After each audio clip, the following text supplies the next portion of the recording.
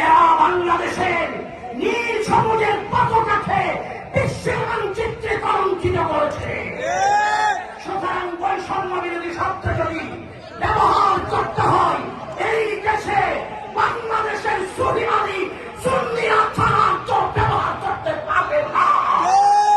আজকের এই মঞ্চে আরেকটা কথা বলি, এই দেশে তথাকথিত মাসুম বাচ্চাদের দল হঠাৎ করে একজন বলেছিলেন সুন্নিরা ছিল আওয়ামী লীগের সাথে, হেফাজত ছিল বিএনপির সাথে।